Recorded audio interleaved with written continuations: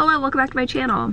Happy Friday. It is the first day of the historical romance readathon, which I'm so excited about, and I thought I would just take you guys along with me this weekend and kind of show you a weekend of my life. I asked you guys on Instagram what kind of like vlogs you like to see from people during these like, I don't know, readathon vlogs. I don't know, I always am insecure about my reading vlogs that aren't super specific and aren't, you know, secret TBR videos. I've always just been like, I have no idea what else to put in here, but I feel like it could be kind of fun to show you guys what a weekend in my life looks like. I have a lot of filming that I have to get done for other videos and thumbnails to take, and I don't know, I just thought it would be fun. I like seeing other people's creative process, so I thought that might be a fun thing to do. So I'm just gonna show you guys and like take you guys along on my adventures over the next 3 days. I'm gonna be filming Friday, Saturday, Sunday. But anyway, it is 10:30 and I just got my Starbucks. I don't go to Starbucks like every day or anything. Usually on the weekends I like to treat myself, especially if I've got some work to do, and I do have some work to do today that I know is gonna be kind of strenuous. So I just wanted to start the day out right, I guess. I guess it's already kind of 10:30, so I'm not really sure that I'm starting the day. But for those of you who are curious,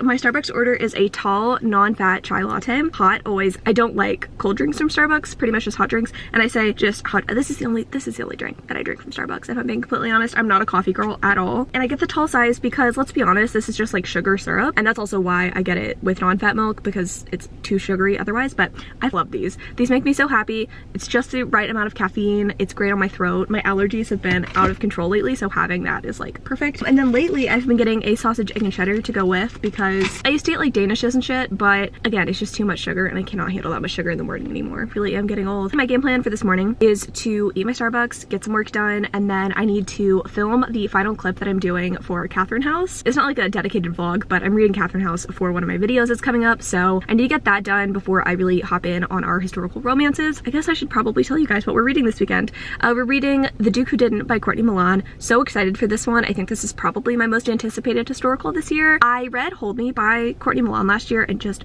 fucking adored it. It was so good. I think it was an honorable mention for one of my best books of the year. Writing was so smart and witty, and I'm curious to see how she writes in a historical setting. I know that's like her niche, but I loved her contemporary, so I'm hoping this is really good. And both of our main characters are Asian, which I think is fucking cool, and I'm just like so excited to read this. Then I'm gonna be reading Tempest by Beverly Jenkins. This is gonna be my first Beverly Jenkins, which I'm super hyped about. And I picked this one specifically because it was mentioned, I'm pretty sure, in Taking Aunt Daddy Brown. Zaf reads historical romance, and I want to say this is one of his favorites in the book, so I'm assuming that Talia Hibbert likes this book, and it seemed like right up my alley. I think this is like a mail order bride situation. The guy who is like, you know, requesting a bride, his wife has died and he wants someone to like take care of his kids, and his heart died with his bride, or his like first wife or whatever. So I'm sure it's gonna be him like softening to this new romance. Super excited about that one. And then the last one, I said last one. I might read more than 3 books this weekend, I don't really know. This is the last one on my TBR, and it's a Joanna Shute book. I've never read any Joanna Shute before, mostly because I'm not super into US set romances, historical romances, but I'm trying to like change that this weekend. I'm hoping that I have luck with Tempest and this book. But it's The Duke on Fifth Avenue by Joanna Shute, and this one I think is about this like up and coming like titan of industry kind of dude, and he falls for his client's daughter. So I think it's gonna be kind of a forbidden thing. I don't really know. I don't know much about this one, but I'm excited about it, and I've heard really good things about this like Uptown Girl series. I think that's what it's called. But those are the books that I'm reading. I don't know. I have other things that I need to get done today. I need to like just sit down with my planner and like figure out my day.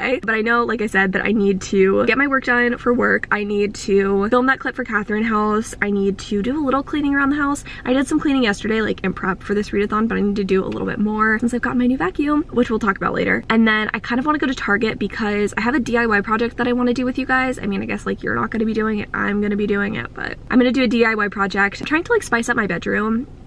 Okay.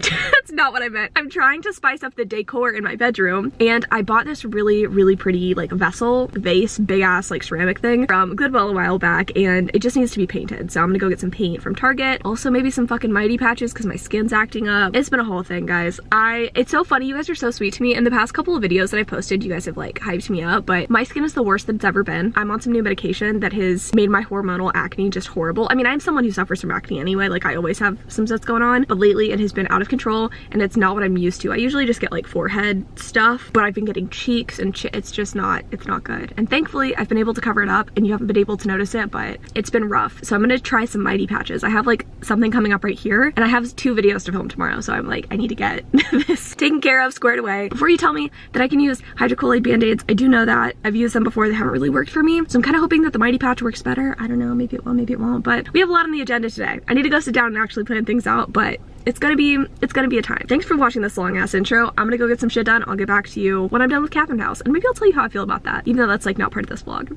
Okay, bye. Okay, so it's like 3 o'clock. I have gotten all my work done today, which is awesome, and I got to use my vacuum. You know, I never thought that adulthood would bring a love of cleaning and or a hunt for the best possible vacuum, but having 2 cats and a dog and a fiance who's really fucking messy when he cooks, I needed a good vacuum. My issue with pretty much every other vacuum that I've used is the brush roll at the bottom of every vacuum gets clogged with cat hair, and no matter how much I clean it, it never stays clean for long, and eventually like the belt on the brush roll just like gives out. So this is the lovely vacuum that I've purchased. I was watching this channel called Vacuum Wars. I'll leave a link to his review of this vacuum in the description, but I was watching his review and I was like, I've been waiting my whole life for this. Not only does it pick up cat hair with literally no effort, it's got a removable brush roll, so if anything was to ever happen, I could clean it, but I haven't had to do that since using it. It picks up litter on hard floors, which is fucking impossible for most vacuums. I don't know why, but every vacuum I've had, the only way that I can like get cat litter off the floor is by like detaching the hose. Just a regular vacuum typically won't pick up litter, it just kind of like spreads it around. It's amazing. It works on carpet, it works on hard floors. It's just, I want to make love to this vacuum. She's amazing. I got some cleaning done around the house is really the long and short of it. I'll also leave a link in the description to the actual vacuum I'm talking about. I think they have a cordless version too if you're like into that, but this is the upright corded one that I have. I also finished Catherine's House, which let me tell you, sucked. I really wanted to like this book, but it just did not work for me in any conceivable fashion. The listening experience was totally fine. In fact, part of it I was kind of enjoying, but at the end of the day, the book just said nothing. Our character was going on a journey, but she ended up in the exact same place that she started, so it was just like not a good time. But I am glad that I got that done. Actually, I can now mark it off of my to-do list for today and also on my video planning notebook. I'm gonna just like flip this so I can show you guys what this looks like, because again, I'm like showing you guys today what my planning process is like. I bought this online. This is a B5 Stylogy full year. That's a lot of words for people who probably don't know the planners I'm talking about, because I went down a rabbit hole during quarantine, but essentially this is just like an undated grid planner, and I ordered a smaller size and a half year, but they sent me the big one, so no harm no foul, not a big deal. But essentially I printed out these clear stickers, and I have one page for videos that I have uploaded, videos that I'm working on, and then other videos that I'm working on for like next month. And then I have another page for TBR, again like another clear sticker page, but this is my TBR and I get to mark off Catherine's house. I hear Nugget. Okay. He does this like once a day. He will grab a stuffed toy, put it in his mouth, and then scream all the way upstairs to bring me the stuffed toy. So. Hi. What did you bring me this time? Oh, is that a bird? Oh, you're so good. You're such a good boy. Okay, so back to what we were talking about. Yeah, so this has just been a nice change of pace because I had been... He does not want me to talk today. Come here. Okay, come see. Want me to hold you? So essentially, yeah, I have been trying to revamp the way that I plan for my videos. I mean, my like thought process on how I come up with ideas is definitely the same, but it's just been in like a million different places, and I wanted to have like one book of reference for all my video ideas. For my current like TBRs, this is like how big it is for reference. And this has been really nice. I just got this yesterday and I'm already transferring stuff from notebooks and from my notes app on my phone. It's just been nice to have it all here. At the front of my notebook, I have video ideas, which I'm not going to show you because it's a secret. It's just nice to kind of see what I have going on, and I just love being ahead of schedule, so having videos to work on that I am going to be posting in March is really nice. Catherine's House, which I've been reading for a video, is actually like that video is going to be posted in March, and I'm just working on it now. I have one more book for that video, so that's super fun. He's literally a baby. He just wants to be held all day. On the one hand, yes, I'm glad that I trained him to be like this. On the other hand, it's a little irritating. Back to the topic at hand. I'm all over the place, so I'm very sorry, but I vacuumed, I finished Catherine's House, I filmed the clip for it and edited that clip already. I got to mark it off of my to-read list. Now I can tell you a little bit about Thoroughga Fifth Avenue. The whole reason that we're here is to talk about historicals. Oh my god, Nugget. Kai, you can't be up there. This historical romance is actually really, really solid. I didn't know if I would like the whole New York setting, but it's actually very much working for me and giving me like slight Boardwalk Empire vibes. I know the time periods there are like a little different. Cat hair on my mouth. I'm always like picking at my face in videos, and it's because I have cat hair on my face at all times. But this book is about our hero Frank, who is an attorney who is basically tasked with keeping his clients happy, and one of his clients has asked him to track down his daughter, who is kind of doing not shady things, but she is a little bit of a troublemaker, and her sisters are all three troublemakers. He finds them at this casino essentially, and she is basically cheating men out of their money. She is pickpocketing. She's just being a general like bad bitch, and he ends up like carrying her out of the establishment because she's not supposed to be there. She's supposed to be like, you know, in high society and not into this like shady underground world. But he picks her up and brings her and her sisters home.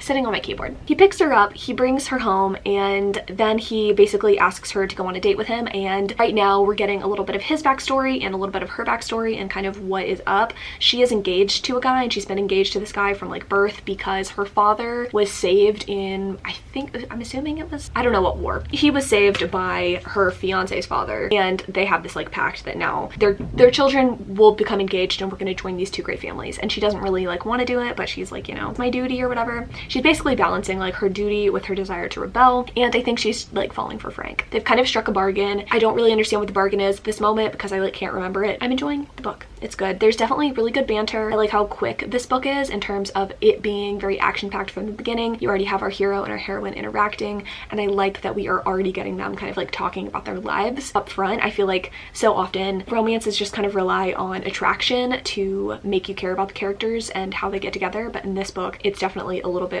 more about the personalities, which I'm appreciating. So that's sort of where I'm at. What time is it? I said what time it is. It's like 3:15. I think what I'm going to do is read a little bit more of this and then head to Target and Ulta. I forgot that I need to pick up concealer from Ulta, so I need to do that. Otherwise, these sits are going to go uncovered tomorrow. I also probably need to get food when we're out because Hayden's making short ribs tonight and I don't eat beef. That's sort of the plan. I will probably do like a little haul, like a little Target haul, because I'm sure I'll end up buying more from Target than I need when I get back. So Hayden's doing dishes. I hope it's not too loud. I did close the door, but who knows. I'm in my bedroom and I thought I'd give you guys a little bit of a Target haul. I ended up not going to Ulta and I'll show you why, but overall it was a successful haul, as it always is because it's Target. Hi, you're gonna help me too? I swear to God, it doesn't matter what I'm doing. He always wants to be a helper. You want to sit up here with me? Okay, this is kind of the boring stuff, but I ended up getting a multivitamin. Let's be honest, my nutrition is really just not all that in a bag of chips, so I could definitely use a little bit of help, especially when it comes to vitamin D since I'm not going outside that often. So these are also pretty good too if you're like looking for like a multivitamin that has good stuff in it that also like tastes good and isn't like super expensive. I also got, okay, this is actually like, it's not exciting, but I love this stuff. It is the raw sugar hand wash. It's the pineapple, maki berry, and coconut scent, and it's not, it sounds tropical, but it's really not that tropical. I don't know what I would describe this scent as, but next time you go to Target, you should smell it because it leaves your hands super soft and smelling good. I use the body wash as well in the shower because I'm just in love with the scent. Hayden really likes it too, and he's like so picky about stuff. He doesn't like anything too fruity or too floral. It smells expensive, so I like this, and I just put this into a nicer container next to our dish soap in the kitchen, so it's kind of fancy. I'll show you guys that tomorrow. Some hand towels because I have some like cute holiday hand towels, but nothing like absorbent for the kitchen, so I got some of these, and then I got some more like little bar mops for washing dishes or for like drying dishes. And then the last stuff I got, white acrylic paint, which I was looking for. I didn't find the zit stickers or like the Mighty Patches, which I was a little upset about. My Target's kind of like not the best, and I realized that I saw them at a different Target, so I guess that's on me for like not remembering. Super excited about this. If you guys are wondering what's on my nails, 99% of the time it is one of the Essie Gel Couture. I feel like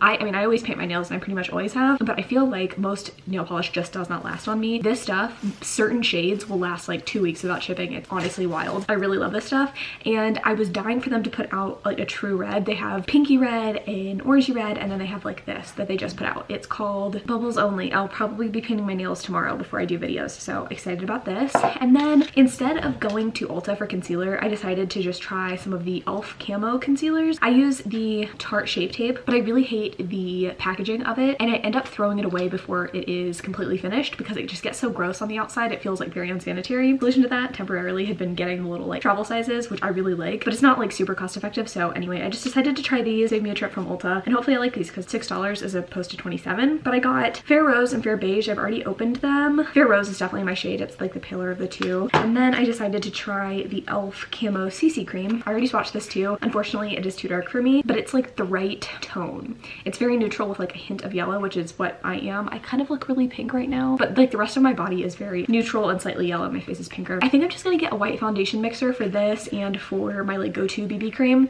They reformulated my favorite BB cream that I've talked to you guys about before. I'm really sad about it. In the reformulation and repackaging, they made it too dark, and now I just don't have any face makeup that like matches my skin perfectly. I've just had to deal with really ugly foundation lines, so I think I'm just gonna get white foundation mixer. It's funny because I feel like on video I don't come off like that pale, but I'm like pale. I have not found a foundation that works for me. The Fenty palest shade is technically a good match, but it's a matte foundation and I have dry skin, so just struggles all around. That's pretty much it. I also got like seasoned curly fries and mini cheese sticks, like the peel kind, you know, like the kind that you peel. String cheese, that's what they're called. I got like mini string cheeses. I like that they weren't individually packaged, which, you know, good for the environment. That's it. That's what I got from Target. While we're here, I guess I can give you guys like a little room tour. A lot of you guys were wanting like the whole house tour, which I don't think I'm gonna do, but I'll show you guys my bedroom because this is the space that I'm really working on right now in terms of trying to get it to be a little bit more aesthetically pleasing. So let me just show you. Okay, so this is where we just were. I just got this mirror from Target. I saw it on Halfway Holistic. I'll link to, I'll put 2 pictures like right here of like my home inspiration, but I really like Halfway Holistic and Crazy Wonderful. Those are like my inspirations for home decor. I just really like how, I don't know, not super trendy their stuff is. I mean, I guess it does follow trends to an extent, but it's like contemporary. It's not too specific. I like that it's not too farmhouse or too boho or whatever. And that's kind of what I'm going for in my own place. So anyway, there's Peppy and there's all my Target haul, but this mirror, I love it. And I think what I'm going to do is we're doing a DIY project for like a big vase that's going to go right here with some faux olive branches.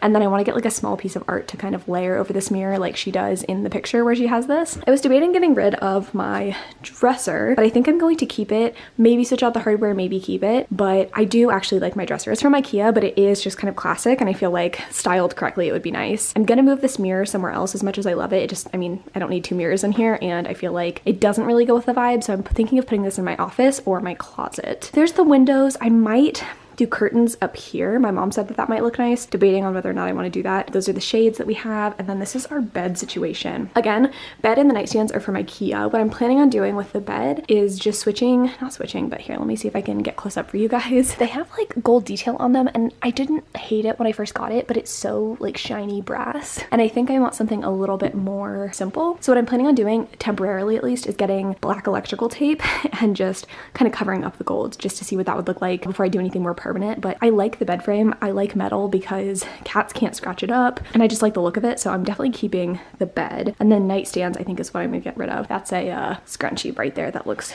interesting. But what I'm planning on doing is switching these out for something with like a natural wood. That way it just kind of brings in the wood from the mirror and then the blinds. I just think it's gonna look nicer. I want some that are a little bit lower, a little bit wider, and that way I can switch out the lamps as well. I'm planning on doing sort of a like large chunky ceramic type vibe, and then I'm gonna get some like throw pillows and maybe instead of using this like white quilt, getting like kind of a creamy quilt. I want it to feel more earth tone and like natural in here. Overall, it's just like not super cohesive and super my vibe in here. I mean, we're doing a DIY project to kind of help some of that. Hopefully I'll get everything squared away in the next couple of months here. I've been kind of saving up for some of the things I want to do. Thankfully, the nightstands I found are only like $99 each, which is so cheap. So it's not going to be super expensive to like switch things out. And that's kind of why I was like on the fence about certain things in here, because I was like, I don't want to spend a ton of money when we just moved in and like there's other things that I'd rather spend my money on, but I do want this to feel, you know, homey and cozy. So I will be replacing these nightstands and getting new lamps, and I think that's just going to transform the space. That's sort of that.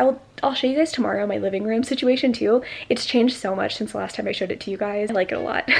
It's very much more my energy, and I feel like once you see it, you'll kind of understand what I'm going for in here. In here, like, it doesn't have to match exactly the rest of my house, but I want it to have kind of a similar vibe. I just want my whole house to feel really cohesive and homey. I mean, part of the reason that we even bought a house is because we love being at home. We're such homebodies. I think as you become an adult, you realize how valuable it is to like have a sense of home, whether that's, you know, the people you're around or the place that you're at. I just want the place that I live to feel really, really comfy and homey. I think now that I've talked your ear off, I'm gonna read some more of The Rogue on 5th Avenue. It's like 6 o'clock. We had dinner, like separately obviously, but like together, like different dinners, but together. Just gonna read, I think, the rest of the night and just kind of keep you guys updated as I read. Tomorrow is gonna be kind of hectic because I need to film the intros for 2 videos and then vlog a ton, but I'm gonna take you guys with me as I do that. I'm gonna have to go somewhere. I'm gonna have to like actually leave my house to go take a thumbnail for one of these videos. It'll be a fun adventure. So I'm gonna get reading and I'll update you guys once I have like more to say about the book. Okay, so it's 10:30 obviously, and I am 60% into The Rogue of 5th Avenue and I am enjoying it, but I don't think it's gonna be like a new favorite. It's reminding me a lot of a book that I can't remember the title of. It's by Loretta Chase. I'll put a picture of it right here. Plot-wise, they're almost identical in my opinion. I think I just liked that one a little bit more. I think Loretta Chase is probably going to be one one of my favorite historical romance authors. I've only read a few of her books, so I don't want to say definitively, but I just love the way she writes.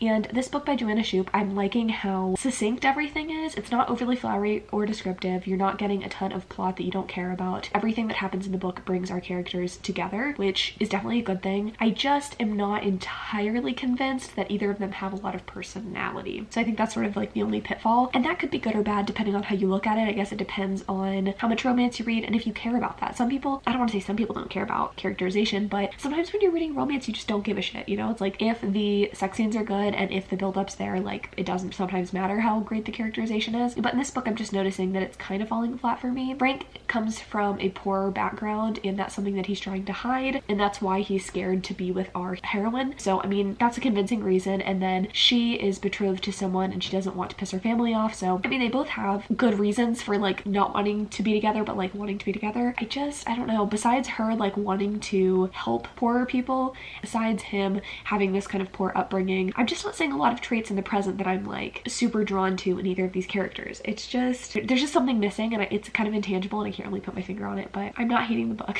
I did get a little distracted though. I started looking at pillow covers online. I bought a couple of like hand-woven pillows from Turkey, which I'm like very excited about now, and I think they're gonna look cool in here. I'm fucking exhausted. I have like, I think an hour left in this audiobook. Like it'll take me an hour to finish the last 40% of the book. So I think I'm gonna do that tomorrow morning or while I hop in the bath, because I'm gonna go take a bath. But I will check in with you guys tomorrow morning. I need to get up, not early, but like early-ish for a weekend. So like 9 probably, to get pretty, do my hair, and start filming video intros. That's like how most of my Saturdays have been going the past couple of weeks. And while it's something I kind of dread doing, I mean, I love filming videos, don't get me wrong. The intro parts can be a little much. I mean, it's nice because once I film an intro for a video, sitting down and like deciding what books I'm gonna read or telling you what books I'm gonna read, it's easy for me to just like film clips from there and I can have like 5 or 6 videos going at once. But I kind of don't like to get into the vlog portion of a video before doing the intro, so it's a lot of pressure I put on myself to get that intro done for videos and also to like make them look nice and then also have a good thumbnail for the video. And I just, Saturdays are good, especially if they like go well and everything gets filmed. In case you're wondering like what my filming life is like, that's usually how it goes. I film my intros on Saturdays usually lately, and then just vlog throughout the week. And it's been working really well for me. I'm not someone who likes to really batch film. I had to do that for my like best, worst, and most disappointing books videos, and I didn't love it. You could probably tell because I was talking so quickly in those videos, but intros are a little less work. So I'm rambling at this point. I'm gonna go take a bath. I'll see you guys bright and early tomorrow morning. I feel like I'm probably gonna have to get another tea. Hello, happy Saturday. I'd say good morning, but it's actually not morning. I woke up at like 8 and I got some stuff done, but I didn't have really anything to like update you guys on before, you know, I started filming. I ended up painting my nails with that new nail polish that I showed you guys yesterday. Ended up finishing the Rogue on 5th Avenue, which I will talk to you guys about before I do like a mini get ready with me. I wanted to talk to you guys about the book while I was getting ready, but like realistically, I'm not great at multitasking, so I just figured we'd talk about the book first and then I could show you guys my makeup routine for like filming. I'm gonna be honest with you, it's not different really at all than my normal everyday makeup, but I know you guys have asked for it, so I figured I'd just throw it in here, especially when my skin is like, I don't know, this camera makes my skin look so good, but you can't tell, but right here, it's bumpy and red and my skin's in a bad place. Let's talk about the book first and then we can do makeup related things. But I think I'm gonna give this book 4 stars. I did end up actually really enjoying it. I was sort of unsure if it was gonna be too similar like that Loretta Chase book that I referred to yesterday, but I feel like it differentiated itself enough. Ultimately, while I don't think the characters were like the strongest thing in this book, I don't think that they were totally flat, and I really did like seeing both of them grow as characters. Now, I kind of talked about this in one of my end of year videos, can't remember which one, but I am a little bit irritated when I see characters have to kind of compromise on what they want in life, and I couldn't tell if our heroine was doing that because multiple times throughout the book she says she doesn't want to get married to her betrothed, but that she also doesn't want to marry the guy who she ends up with, and she does end up marrying him. And I couldn't tell if that was just her changing her mind and that she kind of always wanted to get married but like just didn't want to given the circumstances initially, or if she really just didn't want to get married and that just kind of was her fate at the end. I mean, they always obviously try to romanticize things because it's a romance, but that part I was just a little iffy on. I'm not saying you can't be an independent woman if you get married. I don't really know what I'm trying to say, but there was just some times where it rubbed me a little bit the wrong way, I guess, in the character interactions and our hero's inability to fully embrace our heroine and like what she wants out of life. But I think at the end he sort of figured that out. I mean, it was cute. It was really cute. I liked that plot carried on throughout the entire story. I liked that we got a good culmination of the end of this court case. Yeah, it was a good book. I highly recommend it, honestly. I also think I want to carry on with the series, so I think overall it was a good choice. That's that. Let's let's go ahead and get cute for the day. I can also try my new concealer and we can see how it is. When I swatched it, it felt kind of like thick and paint-like, so I'm hoping that I end up actually enjoying using it. No harm, no foul if it doesn't work because it was only $6. So first things first, we're gonna go in with my foundation. I didn't get conned into using this, but do you ever like go to Nordstrom or Sephora and you get someone helping you and they kind of convince you to buy something you wouldn't buy otherwise? That's how I felt about this. It's the Lancome Energy Lift makeup. It was the only one that remotely matched my skin tone. This woman that was helping me, we were like going around to each of the different little stands in Nordstrom, like Laura Mercier and like all the different ones, and we just could not find a foundation that matched me. This one still doesn't match perfectly. It's like a little too, you can't really tell. It looks more beige on camera than it is in real life, but it's a little too pink for my skin. Shade wise, it kind of works because it's pale. It's just like not the right undertone. I like to consider myself like a flat white paint with like the tiniest drop of yellow paint. That's me. And this is just a little too pink, but it's fine. I've been using this. I like the formulation. It's very thin, liquidy, and it stays pretty dewy on the skin. I have such, like when I say dry skin, I mean dry skin. My skin produces absolutely no oil. It's mostly flaky all the time. Doesn't matter how much lotion I put on. So I need something that's not going to cling too bad. I just apply this directly to my sponge. And since this isn't super high coverage, I do like a pump on each part of my face. This is a Real Techniques sponge. I don't really care what sponge I use. Sometimes I will actually use a foundation brush, but lately I've been into this sponge. I think it's pretty good. And I swear by the little mini sponges from Real Techniques for under my eyes. Like they're honestly the best. I mean, the coverage, as you can see, is pretty good. It doesn't like cover up that zit perfectly, which is fine because my concealer will do that, but I think it gets rid of a lot of the kind of redness and discoloration that's going on right now. Usually I don't have a ton of that, but it's just been rough out here. I'm kind of starting to figure out that it isn't necessarily my skincare that's been the issue. It is just the medications I'm on and how dry it is here. It just sucks all of the moisture out of my skin and makes it kind of difficult to get anything, keep my skin hydrated. I will say, like, I know that I kind of complained about having acne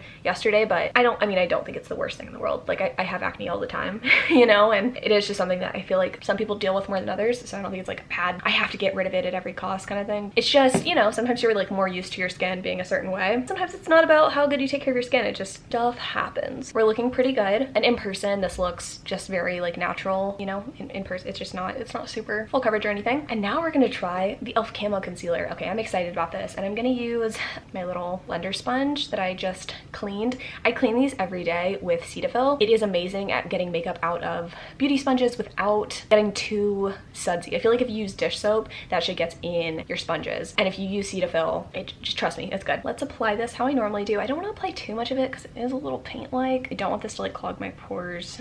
I will say right off the bat, the packaging is like not any better than the Tarte Shape Tape. Honestly, let's go one at a time because I don't actually know how this is gonna blend out. The shade is a really good match though, obviously. Wow, I'm especially pale today. Hey, this is not bad. It is thick, but I do think that it's blending out okay. I don't think the finish is like the best thing ever, but again, my skin is so dry that it's kind of hard to tell. Wow, okay, that's actually pretty good. And it reminds me a lot of the shade that I normally use in the Tarte Shape Tape, which is like 8. I guess I could just honestly grab it from in here. 8B Porcelain Beige. So this is Fair Rose, I think. Yeah, that's like a pretty similar match. So overall, I'm not hating it. It is clinging to like dry patches a little bit more than my usual concealer, but honestly, no one's gonna be able to tell when I get my big camera out because my ring light just obliterates any form of anything. I'm not gonna put this on my blemishes because I have a slightly more yellow, slightly more skin toned little Tarte Shape Tape 12 and Fair Neutral. I don't know, I don't want my zits to be lighter than the rest of my face when I cover them up, so could this replace my, I feel like this could probably replace my Shape Tape if I, you know, had really moisturized skin. This is very thick and paint-like, but I mean, it has the same overall coverage levels, which is what I need. I have pretty bad dark circles. Again, like you're never gonna be able to tell on this camera, but it is pretty rough out here. And then we can go in with 12N. I was so impressed with how well I could cover up this set yesterday. It was really red and angry, but I was able to make it almost indistinguishable, which I was like so happy with because I can always like go in on my thumbnail pictures and correct that, but you know, I'm gonna be filming, so you're gonna be able to see whatever's on camera. So obviously that's like super vain and it doesn't really matter that much, but I just like everything to be as perfect as I can make it, you know, whether that's like my skin or like my thumbnails. I don't know, I'm not like the best at thumbnails or anything, but I try to do what I can. Yeah, I think I did a pretty good job on that one again today. I feel like you can't see it, and I covered up some other little blemishes. So we can go in with a loose powder. I have to set under my eyes, otherwise it gets too creasy, and I just have been using the Laura Mercier translucent lately. A loose powder is always better under the eyes. So I take my sponge, I dip it in my powder, and I scrape against the side of my powder container like this until I have like the thinnest possible layer of powder on there. I don't need it to be thick. And then I just kind of stamp it under my eyes just to fill things in. Again, it just helps to brighten under the eyes, and I do the same process for other under eye area. I think there's definitely cheaper powders too out there that you could use instead of this one, but this works well for me. And then I'm gonna go in with a colored powder. This is the MAC Mineralized Skin Finish Natural in Light. It's so pale. And I go in with a little like shading brush, and then I'm gonna put this directly onto my blemish. I think that you can do translucent powder for sure, but I like just the added coverage that this gives. I think it's pretty nifty. Go ahead and do that over here too. I think we're looking good. It's hard to tell, but I think we're in a good place. So next we can go in with our bronzer. I have been using the Ambient Lighting bronzer in Nude Bronze Light from Hourglass. If you're super pale like I am, I don't know, I always assumed that I shouldn't use bronzer because I'm too pale and I'm not trying to look tan. But when you use something like a foundation, it completely whites out your entire face and you don't have any natural shadows anymore. So you look like a moon. And I like looking like a moon sometimes, but not really on camera. So I'm going in with this bronzer and I'm just going in on the perimeters of my face to kind of just add a little bit of shape and dimension. I'm not doing like a harsh contour type situation because that's a bit much for me and I'm kind of lazy, but I think this adds just the right amount of color. It's also a good formulation. It's not shimmery, but it's also not super matte, so you know, it doesn't make me look too dead. As you can see, it's adding a little bit of pizzazz, a little bit more life into my skin. So I do like this, but I mean, there's much cheaper bronzers out there. I think for me with makeup, like, obviously there's cheaper alternatives and I love a lot of the dupes, especially like ColourPop and stuff like that. But since I do my makeup the same way every day and I really know what I like in terms of formulations, I like kind of like indulging in one nice bronzer, one nice lipstick, that kind of thing. It just makes the makeup process feel a little bit more fun. That's why a lot of the stuff you're gonna see me use is probably not like the cheapest. You can get the same look with other products. It really doesn't matter if you're, you know, trying to copy things. We need blush. We have to have blush. Blush is a must. I really like these blushes, but I don't know how to feel about this company anymore. The company is Saint. They used to just like direct sell on their website, kind of like Glossier. You know how Glossier is like not in Sephora, but now they have this program where they have like artists and it's kind of MLME. So I just don't know if I'm gonna repurchase this product, but I thought I'd show you because everybody asks what my blushes are, and it's these. So they're just like these little cream blushes. This one's Frenchy and this one is Nude, I think. And I usually just use Frenchy because it's, I don't know, it lightens things up. And these are kind of the only blushes that I have right now. I didn't want to just throw them away, but I really do like this stuff. I love a good cream blush. Again, my skin is so dry, so if I can incorporate moisture in any way, like that's what I'm gonna do. And I just feel like they last on the skin so much longer than something like a traditional powder blush. Oh, actually, I do have one blush that is not these ones. It is the Cosmetics Pink Nectar. I really like this, but I don't really like pink blush that much. This was just the only shade that they had available. Wanted to try the formula. I do like this and I do wear this in videos, but I'm hoping to get my hands on maybe like the nudish pinky one called Rose Milk. That way it can replace my trusty Saint blushes. That is kind of the game plan. Once I finish these up, I'm gonna buy some more from Cosmetics. If you didn't know, Michelle Phan, like our OG makeup girl, she has her own line. So I would love to support her even more. All of the products I've used from her have been fantastic. I feel like my blush is looking a little bit clowny on this camera, but trust me, it's gonna look better on those bright ring light videos. So that's how I do my blush. I just use a little beauty blender and then a little cream thing. If I was gonna use this, I would just apply it directly with my fingers. This is actually really awesome and I actually would recommend this, so I'm gonna link this if I can, but it doesn't move any of your foundation once you've already set. Get this. I think I'm gonna do a little bit of highlighter today. I'm always kind of hesitant when I have like texture going on, but I don't know, I think it looks nice in videos. So I'm going in with the only highlighter that I have, and it is in the Film Star Bronze and Glow palette from Charlotte Tilbury, but I'm using just that pale highlight shade. I'm like, where's my mirror? Because I've been using this as a mirror. I really like it at the tip of the nose. It's not like a lot. I'm not into like super like glittery highlights. And then I'm gonna go in with this bronzer in here and like a big fluffy, not big fluffy, it's kind of small, this little fluffy crease brush, because here's the thing. I like eyeshadow, but I don't really like applying eyeshadow. Every day I pretty much just go in with a bronzer shade in my crease and call that a day. I can't be bothered to do eyeshadow on a daily basis. And in every video, pretty much, this is what you're gonna see me do. And I don't know, I like it. Whatever. Okay. I think that looks pretty good, pretty even. I could probably put a little bit more right here. That's it. That's pretty much my eye look. All I have to do now is apply my last 3 products. I always just grab them at the same time from my little makeup container. I use the Stila Stay All Day eyeliner. I buy one of these twice a year and that's it. The Anastasia brow definer for my eyebrows, and then the Lash Paradise for my eyelashes, and that's it. That's the extent of my makeup look. I am very, very simple. I do use pretty much the same lip products every time I film too. This is my holy grail. This is everything to me. Anytime you're seeing me with just like juicy glossy lips, it's this. It is the ColourPop Ultra Glossy Lip in Champagne Mommy. I love this stuff. Like I would die if they stopped making this. It's just my favorite. It just looks so good. I don't know. I really gravitate towards kind of peachy things. I'm not super into pinks, which I think is evident by my cheeks and by this. Anyway, I'm gonna apply that and then I will show you guys my setup for my filming. I already brought my ring light down, but I need to bring down my umbrella lights, go get my big camera, and kind of set things up. The 2 intros that I'm filming today are very much computer heavy. I have to do some screen recording, so I need to get my laptop out as well. I do screen record as I am filming, so I gotta get that all set up. And then obviously I have to do my hair. I would film that, but I feel like that's not gonna be that exciting. I do my hair the exact same way every time. Eventually, I'm probably going to do a more in-depth, formal, sit-down video where I show you guys all of my makeup and skincare and hair care, but I'm waiting a little bit until my skin kind of evens out and I figure out what skincare products I like. That's sort of where I'm at for the day. The lighting gets really good in this room around 3 o'clock, so that's kind of why I always end up doing my intros later on in the day. But after I film those, I'm planning on doing my little DIY project and listening to Tempest by Beverly Jenkins. So that's sort of the game plan for today. Hayden's not here. He is recording for one of his bands, completely like isolated. He's the only one in the studio, but he's been doing that for the past few days. So it's kind of nice to have the house to myself and be able to do things. But when he comes back, I'm thinking we could maybe do the Q&A. I asked you guys on Instagram, like, do you have any questions for us? So I'm gonna try to do that tonight. Today is gonna be the most jam-packed day compared to all of the others for this vlog, but I'm excited. I think it's gonna be a good day. Excited to get this stuff filmed.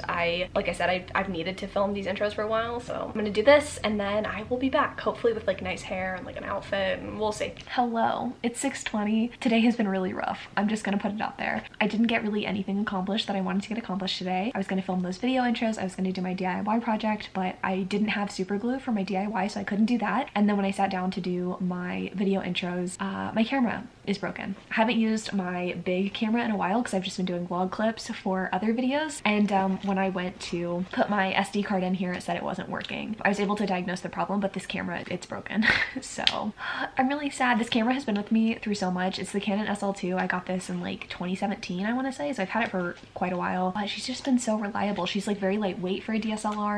The quality, I just love this camera. I kind of hate the camera I'm filming on right now, if I'm being honest. This doesn't work anymore. I can't do video intros today or for the foreseeable future. I think I might look into getting a different big camera at some point, but they're expensive, so I don't know like when that's gonna be. I don't know. I'm just sad. I cried a little bit. I know it's like super silly. Like I have this camera to film on, and in the big scheme of things, like it doesn't really matter, but it definitely derailed my day because it felt like I was overcoming so many hurdles to like actually sit down and film. There was some stuff that came up during the day that like impeded my ability to sit down and film, and then when I did, like my camera it's just broken. So I think what I'm gonna do for the rest of the day though is read Tempest and then maybe do the Q&A with Hayden. I feel like that's kind of the only thing that I'm in the mood to do. I've got my vlog camera, I can do that. Hopefully that'll cheer me up. Being around Hayden and like answering questions with Hayden should put me in a better mood. So I'm really sad. I shouldn't be this sad, but like, you know, it's like this is what I started booktube with. But I think I'm gonna go. I'm gonna start Tempest and I'll be back to you guys probably with the Q&A. I cut him off mid-thought, so we're starting this over. I asked you guys for questions to ask Hayden because you guys are always asking for more Hayden content. We're doing a Dumb Bitch Book Club episode soon on From Blood and Ash, which Hayden has lots of thoughts on, which she's gonna save for the live show.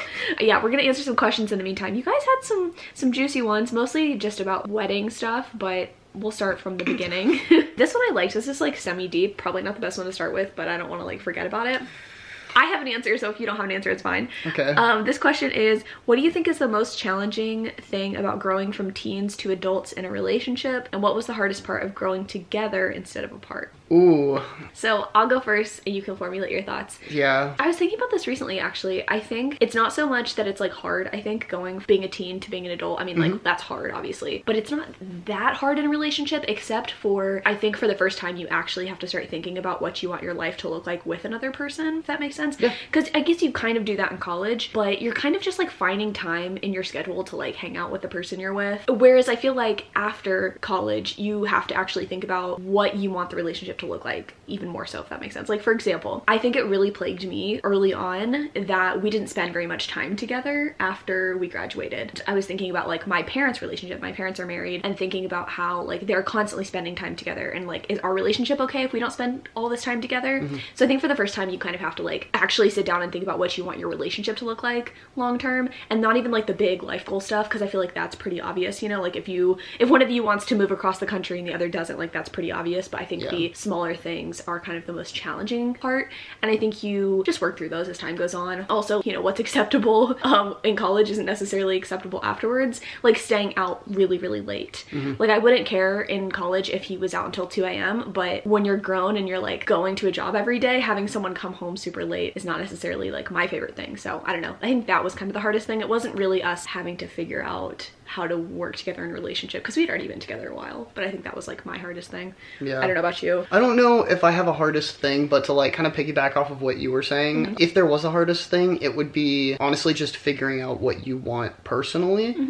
I wouldn't really say that we worked on necessarily growing together. I think it was most important that we grew ourselves and then see if our like grown selves were compatible with each other, which they just happened to be. Yeah. I don't think that we didn't forced trying to like grow together at any point, and I think that that's kind of an unhealthy thing to do as well. Yeah, to try to force what you want to line up with the other person and try to get them to be on your side, because ultimately I think that will just lead to resentment. But I will say, unhappiness later. And also I think it's like incredibly important during the stages in life that we've been together, because you're actually like forming your I was actually gonna personality say, and stuff. I think that sort of worked in our benefit, because regardless of if you're forming your thoughts and opinions by yourself, it's not 100% by yourself when you were with someone since you were 16. That was a question that someone asked, when did we meet, how did we meet? We'll get to that later, but we've been together since we were 16. We're both 26 now, so it's been 10 years. And yeah, we definitely have different visions of where we want our individual lives to go,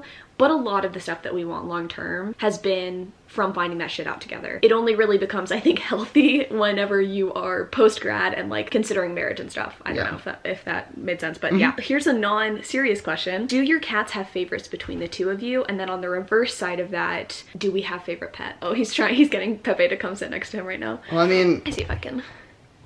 Obviously, I have to answer the dingo's my favorite. Like, so some of you guys don't know that we have a dog. Dingo's not in any of my videos because he's literally always with Hayden. But yeah, we have a dog and then two cats, Pepe and Nugget. Pepe is the smaller of the two if you've seen them in videos. I would say this is gonna, I don't know. Nugget's obviously my favorite. I've had him the longest, and he was the first pet I ever got. I got him at 18. It's like, I'm 26 now, I feel like. I don't know, he's just been through so much with me. But I also like that Pepe is like ours. We both raised him together, and I think in terms of like who our pets' favorites are, Dingo likes Hayden best, Nugget likes me best, and then Pepe is kind of even between the two of us. Like at night, Pepe likes to hang out with you, but then during the day he's with me, so. Well, and it's also kind of funny because like you say Dingo likes me the best, and like I'm sure that he does, because he does like me he's been with me longer, but the way that I see it is Dingo feels like you're like fun mom and I'm like disciplined dad, you know, because like no, but he does listen to me really too. Yeah, but I'm really the one who has to like put the hammer down if it ever happens. Another pet related question, a lot of people asked if we were going to get any more pets. I think some of those people didn't know that we already, you know, have 3 pets. No, right now I just like we have, I mean, I obviously always joke about getting more cats because I love cats so much, but I just don't think Pepe would really handle a smaller kitten. Like, he's sort of a little asshole.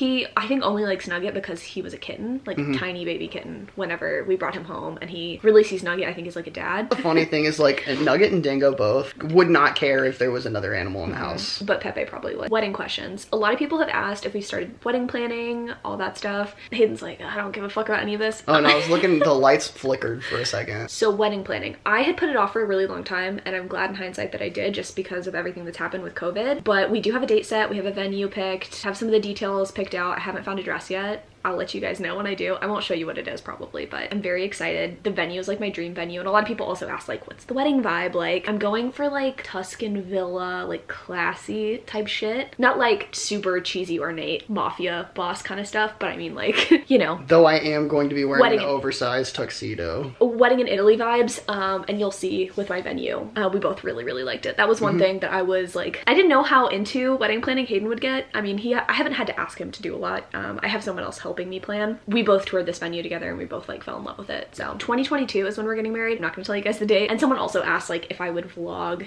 my wedding. That's not happening either. I honestly don't even know if we'll have a videographer because that's just not something that I care a ton about. I'm more of like a picture person. Oh, someone asked if you're excited for the wedding planning. I mean, I'm more excited for the wedding than the planning. Like, who's excited for the planning? I'm not even excited for the planning, to be honest. I'm excited for the wedding. Now that like the date's set and I know where it's at, I'm more excited. But like, I was handling catering stuff last week and I just keep putting it off. Like, I've gotten proposals from people and I just like have not set up tastings because it's just like added stress on top of COVID. Like, I don't know. I just don't want to leave the house to do this right now, but I would like to get this stuff squared away. I would say I'm less excited and more curious to see what kinds of things that you're going to pick. Like, I mean, I've shown you. Yeah, I mean, I have decent ideas, but obviously I don't know what the final things are going to be for any of the like visual parts of the wedding. So I'll be interested to see what kind of stuff you're looking for. A lot of people were asking about how we like our house and also for like home buying advice. So do you have anything that like instantly comes to mind? The only real advice I think I have is kind of a tricky one, obviously, but I'd say the biggest thing that I did when we bought this house was to make sure that if you're going to buy a house with someone, that you can personally handle the mortgage by yourself if something were to go wrong. If you are buying a house with someone, like a partner or whatever, I would say try, if you can, obviously it depends on the job market, but try to make sure that whatever your mortgage payment is isn't unreasonable to where, honestly, like if one of us lost our job, like we could still handle this, and I think that's important. Consider like what kind of house situation you're going into and like what you want, because like when we bought this house, this is a new build house, there were so many expenses beyond just buying like the house with a down payment that I didn't consider. You have to pay for blinds, you have to get a washer dryer, you have to get a fridge. Unexciting I had to install all of the ceiling fans in this house as well. That might not be an issue in other places, but in Texas you have to have ceiling fans. It's just like, you know. We've liked our home buying experience and we're just such homebodies that like it has been a good experience. Especially since everyone's been having to stay home more. Now that we have our separate offices, 10 out of 10. Having like separate working space as well. There was, you know, times in previous apartments and stuff that we lived in together where like you had a working space or we shared a working space and like a living space. And so a lot of times you would end up like using the bedroom or using your car as like a place to film and edit and stuff like that. So originated. You didn't really have as much of like a concrete working space, and you didn't have a working space that was separate from your relaxation spaces, which I also think is like kind of important. Someone asked if we're married or engaged. We're engaged. We've been together 10 years and we got engaged in 2019. So wow, almost 3 years ago. 2 years ago?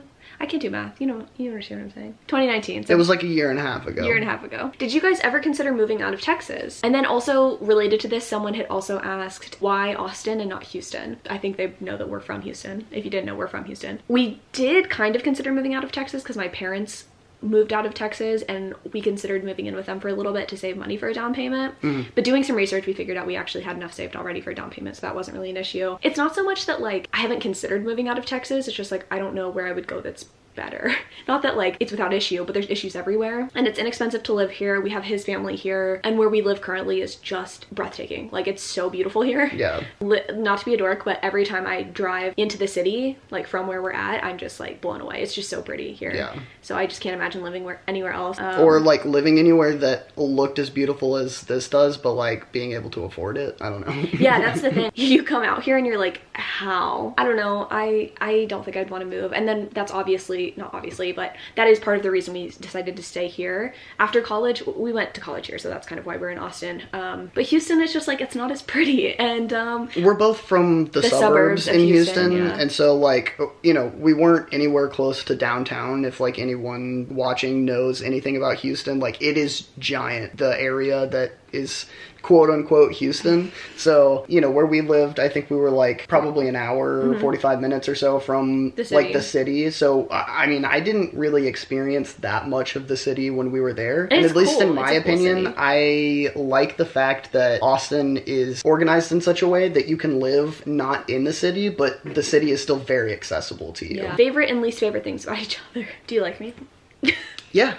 I'd say so. I'm trying to think of things I don't like about you. This is gonna sound bad, maybe good. I think The things that I like most about you are also the things that I like the least about you. Same. I was gonna say the same thing. Literally. And you just find that, I think, when you're in a long-term relationship. But I think one of my favorite things about Hayden is how different we are, especially in the way that we conceptualize time. I'm very much a future thinker. Like, I cannot focus on the here and now. That's just not how I think. I'm thinking 3 months ahead for videos, for life, for everything. He is very much like, what is going on today? What's happening in this moment? And I love that because it kind of keeps me grounded and like appreciating the things that are around me. But on the other hand, it's frustrating when I'm like, okay, well, we need to start saving for this thing a year down the road, and he's like, okay. That was not a good example because he's a good saver, but you know what I mean? Like that kind of thing. We just, it's nice because, you know, we balance each other out, but at the same time it can kind of, you know, drive me a little nuts sometimes. And then he's just super nice. I don't know. Like, that's such a vague thing to say, but I don't think I've ever met anyone as truly kind as you. You just treat people super well, and it makes me want to be a nicer person. He's a good influence for sure. Oh, and he's funny. So, like, same for me. I think, like, you know, and I don't know that it's necessarily my favorite thing about you, but it's definitely up there, but it's definitely can turn into one of my least favorite things about you, is, like, how hardworking and persistent you are. Honestly, mad respect to you all the time. Like, I think about it all the time, how hardworking you are, and, like, that's the way that your mind works kind of makes me jealous sometimes, you know? Whatever you want to do, typically you'll find a way to do it, and like you'll put the work in to make it happen. But at the same time, sometimes you're so hardworking and persistent that you either get in the way of yourself or do not have a good time if like the thing that you're trying to make come to fruition isn't, you know, coming with as much work as you anticipated. For some reason, that's just bringing me to today with the fucking camera. I freak out pretty hardcore when shit goes wrong. Definitely a flaw, definitely something I'm working on, but he's always just so calm. He's like, let me try to fix your camera. It'll be okay. Calm down. So yeah, I do kind of like get in my own way sometimes. But then also, obviously, you're funny too. I would say that might be my favorite thing about you. I was gonna say, we don't have the exact same sense of humor, but for the most part, it's like similar. No, we have different enough senses of humor that I think we can appreciate each other. Because I think if we have the same sense of humor, we might get on each other's nerves a lot more. Is Hayden a reader? What are his favorite books? Has he been reading lately? Just talk about your reading, I guess, generally speaking. I know he was just reading, is it the Expanse series? Yeah, the Expanse, yeah. And you were watching that too, right? So I watched the show first, or I watched like a couple of seasons of the show first, and then I started reading the series. He listens to these like 20-hour audiobooks on like 1x speed. On 1x speed. Don't understand it. Okay, here's the thing. Now that I've been listening through whatever this book is called. From Blood and Ash? Yeah, From Blood and Ash. Now that I've been listening to this one, and I am not enjoying the narrator, I understand listening on 2x speed. But that being said, the narrator for the Expanse book series is fantastic, and I am happy every time I start a new one, and it's the same guy. These two questions were asked back to back, and I thought it was hilarious. Who's your celebrity crush? And then, have you watched Queen's Gambit? And I was like, yes, celebrity crush is definitely Anya Taylor-Joy I'd say right now. We love her. She's amazing. 100%. Because, like, I don't really have a celebrity crush, I would say, because I'm just not that kind of person. Like, I don't really care about celebrities very much. But it's, like, in the moment, like, if I'm watching something, I'm like, you're hot. Yeah, like, we were both watching it. We both kept telling each other, like, yeah, damn. You can ask her. Like, I was literally like, dude, what is up with this girl's face? It is beautiful. so nice. She's so beautiful. So, yes, definitely her for both of us. How do we deal with arguments? People have asked in the past, like, how we have stayed together for so long, really. And I think it's kind of the same answer. It's just once you start to grow up and, like, mature, if you're raised around the right people, you'll start to understand that communication is, like, literally the most important thing of all time. Such a vague thing. I feel like that's common advice you hear from everybody is like, communicate. Like, what the fuck does that really mean? And that means like putting your ego aside, putting your like fear aside, and actually just talking things out. Most arguments are really just you being too scared to let the other person know what you actually want, getting upset, and then lashing out. I think if you're just upfront always about what you want and how you feel, then you don't argue as much. And even if you do have discussions and disagreements, it's just not the same thing. Yeah, because I mean, there is such thing as like a healthy argument. Yeah, you know? I mean, like it doesn't have to be angry. Argument doesn't mean fight and like angry, baring teeth. But yeah, I think arguing sometimes is important as well. I feel like the word has a bad connotation to it. We definitely don't like scream at each other or anything. We used to get in like bigger fights when we were younger, but now not so much. We're good at communicating, and I think someone asked like how quarantine has been together. I think we've gotten even better at reading each other's cues and stuff. We used to get a little bit like offended at each other sometimes when like one of us would be doing something and the other person was like, hey, you want to hang out? And the other person was like, no, I'm busy. Now I just feel like that doesn't happen. And in general, we're just like good at you know, if I'm saying, hey, will you get out, like I'm doing something right now? Yeah. He's not like, you know, offended at that, because we just know no harm, no foul kind of thing. There was definitely a period where I wanted to hang out a lot more. I'm a very... He's so extroverted. I'm painfully extroverted. I'm a socially stimulated person. Yeah. Like, and that doesn't mean that I have to like be going out and doing things, but I just like talking to people. So once we moved in where it was just the two of us and that wasn't happening for me all the time, there was a lot of times where like I wanted to hang out just so I could, get my energy out or whatever. I just had to learn how to entertain myself, I guess. That was something I definitely had to work on. But like ever since then, I've been perfectly fine. And so have you. Like, you know, there have also been period of time since that I've been entertaining myself too much, you know, and you want to hang out, but you know, sometimes I'm busy too. Yeah, and I think that's something we definitely like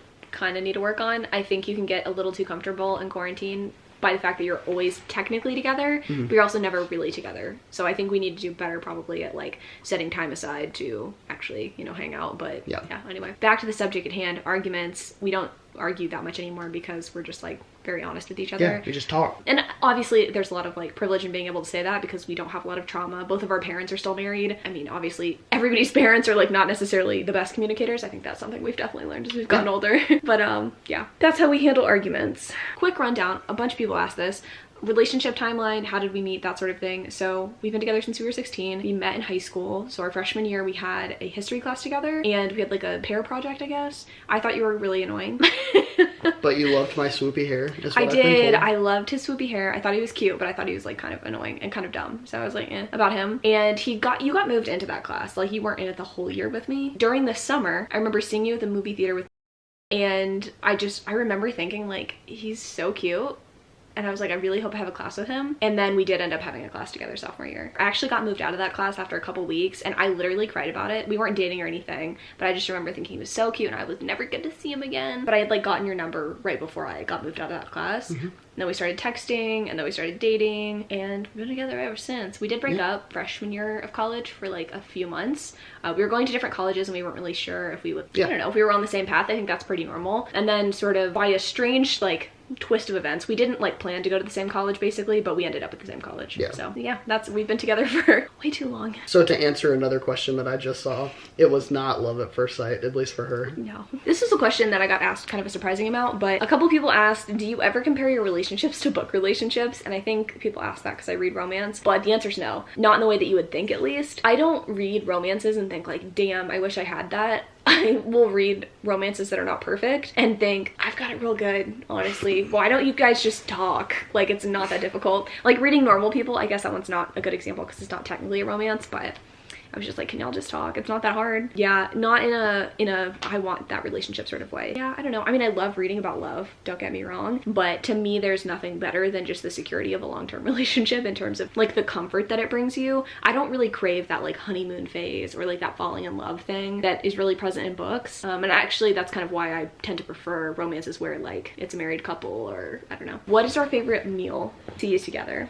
Oh, to eat together? Because, okay, here's the thing. I'm really picky and I only eat chicken, which makes it difficult for him who loves cooking. So anytime he's cooking, it's pretty much exclusively chicken for me. I mean, he doesn't just cook for me, he cooks for both of us, but I'm trying to think, what would you say your favorite meal that you make for us is? I don't know. I think probably the favorite, but it's because it's your favorite, would probably be my Alfredo.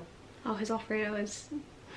It's damn good. It's been a while. I mean, I'll do it for you soon. I wouldn't even necessarily say that it's like my favorite, but just how much you enjoy it, that's true, like makes it my favorite meal that like we eat together. And the fact that you said it was better than Chez Z is just like warms my heart to a degree that I can't really express. There's a local restaurant called Chez Z, and it's like the ambiance of an Olive Garden that only really old people attend. Yep. But the food's fucking excellent, so hit her up if you want some good Alfredo. But yeah, I would say, I don't know if that's my favorite dish that you make though. What would you say is? You've only made it once. You need to make it again soon. Really? What is it? What? When you made us fried chicken sandwiches. Oh, okay. Those were so good. I have a picture of them if you wanna like include a little. I will. But that's it. Thank you for answering questions. Yeah, I hope you guys enjoyed this. Hope you enjoyed these horrible camera angles for me. I'm not He also needs photogenic. A haircut. I have a mullet, check it out. But we're gonna be doing a Dumb Bitch book club soon on From Blood and Ash whenever he finishes it. I also need to read or listen to the audiobook, but I'm gonna 3 times speed that bitch, so. Jesus, 3x?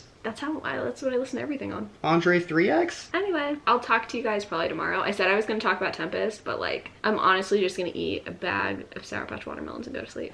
Happy Sunday! I am in the car at my favorite little car picnic spot. I'm about to eat my Whataburger breakfast. I got a sausage taquito, which I'm gonna stuff with little like potato sticks that come as the side.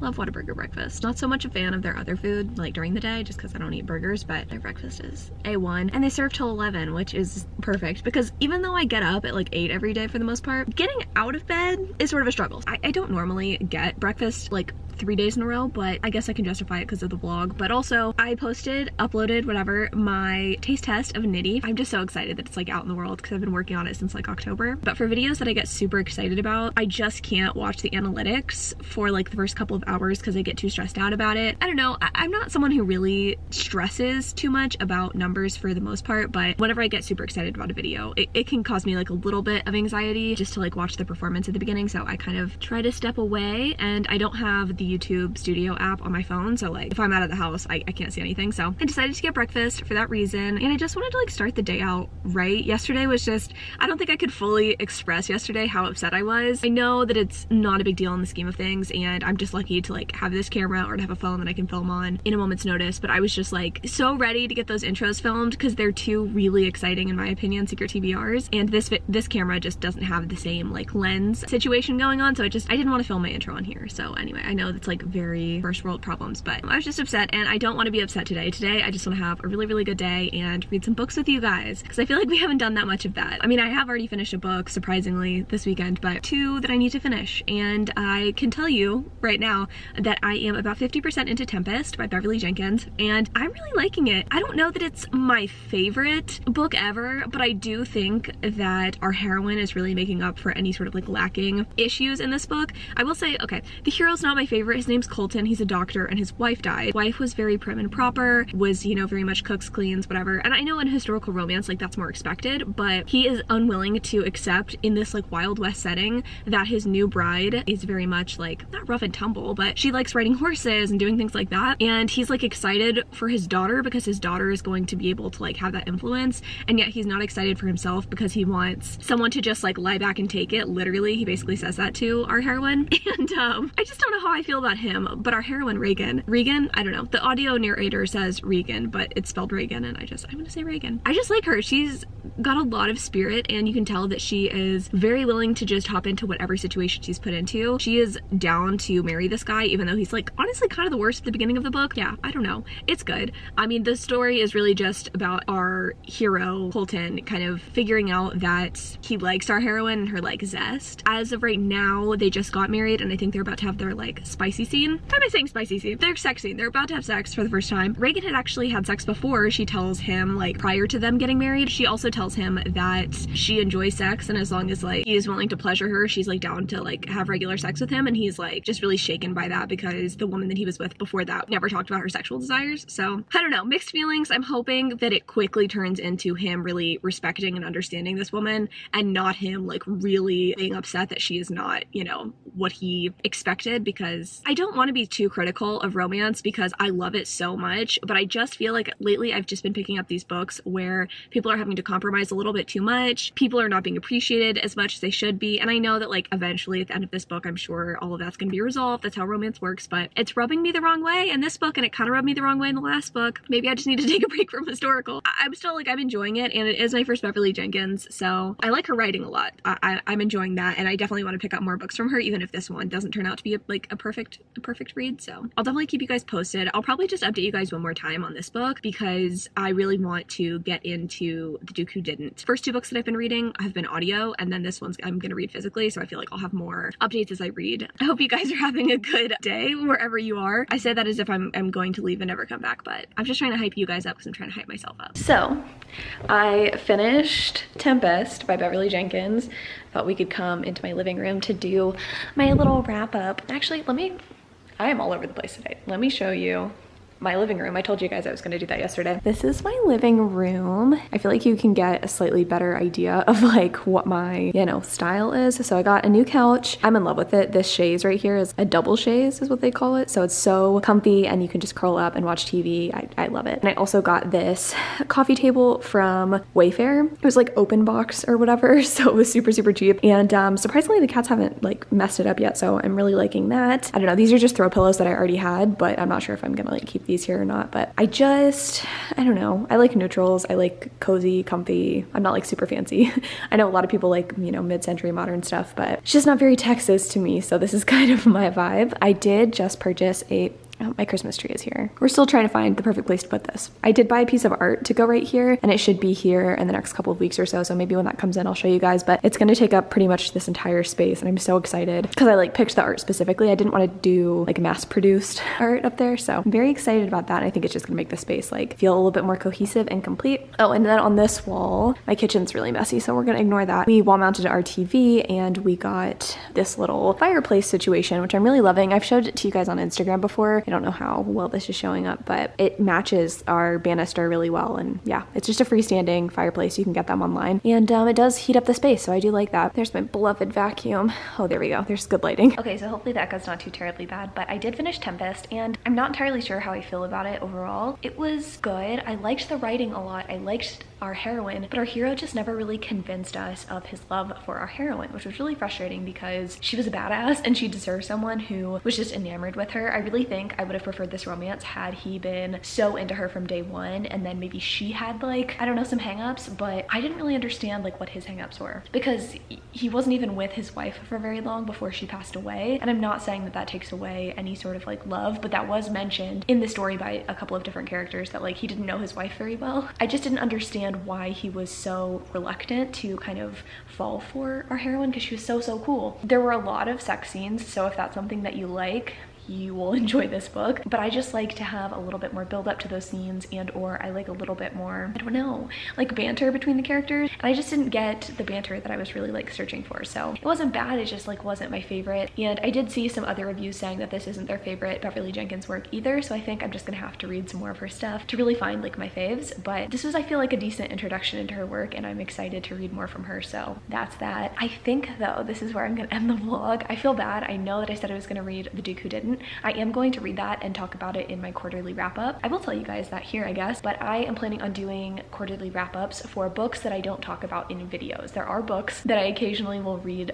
for just pleasure, for fun. Not that secret TBRs and stuff aren't fun, but sometimes I just want to read a book and it doesn't really fit neatly into a secret TBR video. So after about 3 months, I have a good amount of books to talk to you guys about, and I'll be doing wrap-ups like that. I actually have my first one coming pretty soon because in October, November, December, I read 30 books total that I just have never talked to you guys about, and I'm excited to do that. So hopefully that'll be sort of like a good answer to some people who are looking for more wrap-ups from me. I can't really promise that I'll do them every month because some months I just don't read books that aren't for secret TBR videos, and I don't know, I just feel like it's a little repetitive to do wrap-ups for books that I've already talked extensively about in videos. I don't know, maybe that's silly, but that's just kind of like my perspective. It feels boring to talk about them again, so I just like to do wrap-ups for books that I haven't talked about. So I will be reading The Duke Who Didn't. I'm so excited about that one. I was surprised that my library had it because it's, I think, indie published. Thank you for watching this vlog. I know it was terribly long and not that exciting, but I'm trying to get better at doing these, and I think the only way you can get better at doing things is practicing. So I don't know if I'm ever gonna be like the queen of B-roll or anything. I will probably never have vlogs as aesthetically pleasing as like Olivia from Olivia Reads Latte and Zoe from Zoe Delaney. I'm gonna leave some recent videos from them actually in the description, so go check those out. But I'm hoping, you know, that I can get at least a little bit better at these because I do like doing them. So thank you guys so much for watching. I have another video coming on Sunday, so if you're like, this sucks, but you somehow watch the whole thing, there's something better coming on Sundays. I love you guys so much, and until next Sunday.